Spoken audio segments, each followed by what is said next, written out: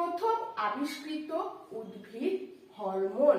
তাহলে অক্সিনকে আমরা বলবো যে এই অক্সিন কিন্তু প্রথম আবিষ্কার হয়েছিল, একটা উদ্ভিদ হরমোন যেটা প্রথম আবিষ্কার হয়েছিল সেটি হচ্ছে অক্সিন। বলছে কোথা থেকে আবিষ্কার হয়েছিল?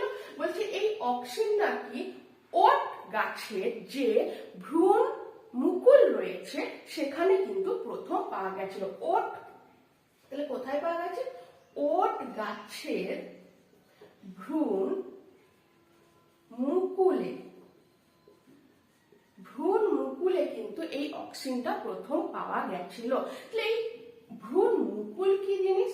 তোমরা সবাই কি না বীজ দেখেছো, ঠিক আছে? যে কোনো একটা কিছু বীজ, যে কোনো ফলের বীজ, ঠিক আছে?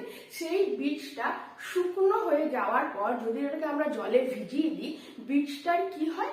অঙ্কুরোদ্গম হয়। অঙ্কুরোদ্গম মানে সেখান থেকে কি হয়? আমাদের মূল এবং কাণ্ড কিন্তু নির্গত হয়। তো বীজটাকে যদি আমরা খুব ভালো করে দেখি, বীজের একটা অংশ থাকে যেটাকে বলা হয় ভ্রূণ। যেটাকে কি বলা হয়? ভ্রূণ বলা হয়। এই ভ্রূণের আবার দুটো ছোট ছোট অংশ দেখতে পাওয়া যায়। একটা হচ্ছে ভ্রূণ মূল, আরেকটা হচ্ছে ভ্রূণ মুকুল।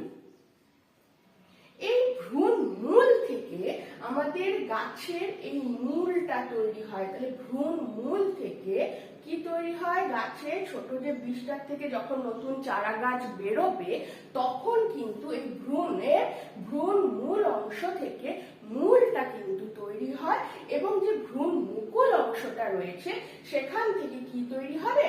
কাণ্ডটা কিন্তু তৈরি হয়। এই যে উপরের অংশটা কাণ্ড তৈরি করবে এবং নিচের অংশটা কিন্তু মূল তৈরি করবে। তো এই যে ভ্রূণ মুকুল, এইখানেই কিন্তু আমরা প্রথম অক্সিনকে কিন্তু দেখতে পাই। তাহলে